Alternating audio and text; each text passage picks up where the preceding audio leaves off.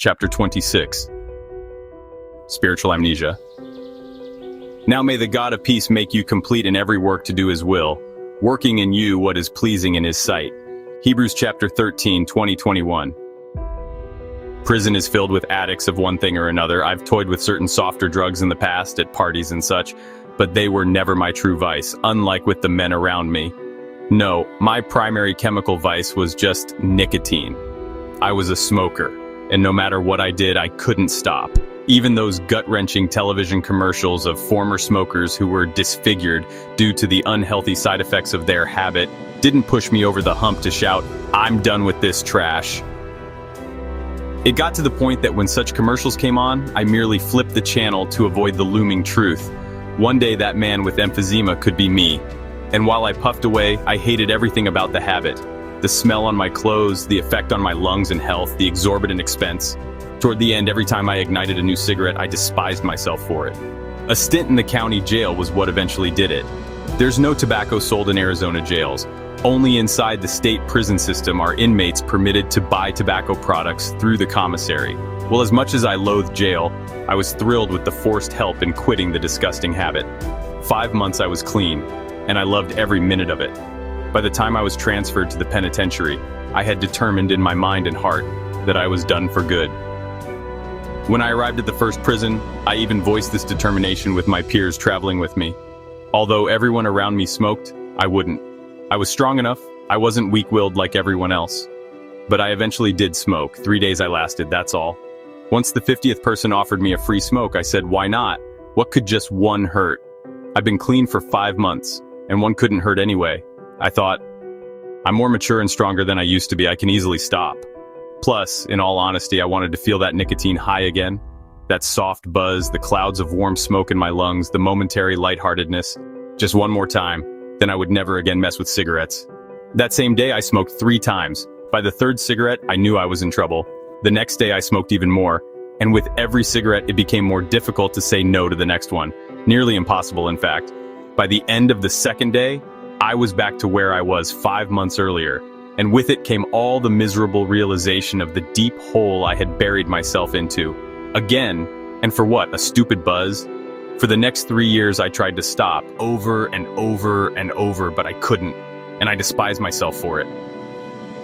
Why did I have to start smoking again? I screamed internally.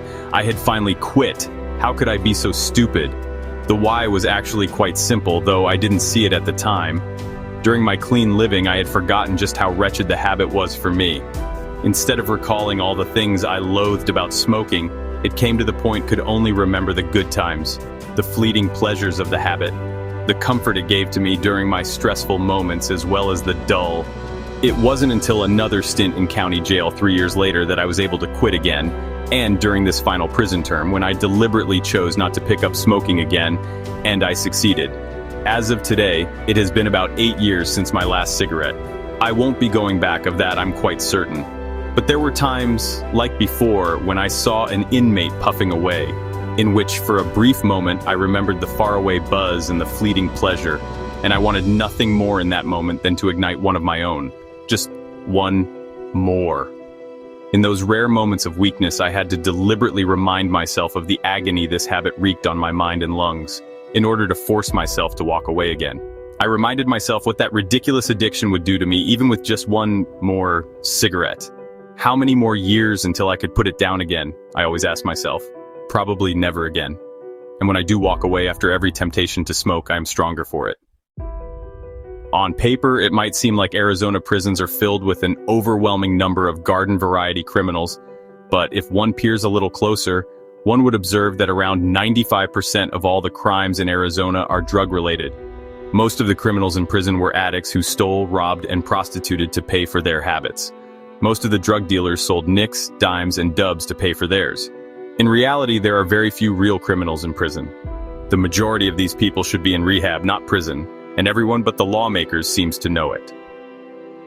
In fact, through prison, drug addicts become real criminals. In that same vein, many inmates were often baffled when they came across me and discovered that all my burglaries and armed robberies were perpetrated while I was sober, that I did it for the money and because I enjoyed it, and not to pay for meth or heroin. Getting high wasn't my choice of a high. I loved the pure adrenaline rush of what I did. Why? They'd always ask me. Frankly, I always wondered the same thing about them, why they kept going back to using drugs after being sober for such a long time. I also can't tell you how many times I've observed people who had been sober for years in prison, even though there were drugs all around them in the prison, only to earn their freedom and start using the very same week after release. Within a month, some had violated parole and were back in prison with me. Dreams of starting a new life sober in tatters. Some go on the run from the law and die from their addiction. I've also seen men getting out of prison who remain sober for 5 or 10 or even 20 years after release, only to then start using and wind up back in prison. The life they had worked so hard to build a train wreck, house repossessed, cars impounded, career down the toilet, family fed up and gone, all their possessions lost, stolen, or confiscated. It's always the same. Do you know what else these men have in common, some of whom at one point had become devout Christians in prison? These men all despised the destructive drugs they were once addicted to. Just as I loathed smoking, they were horrified by the zombie-like lives they had led.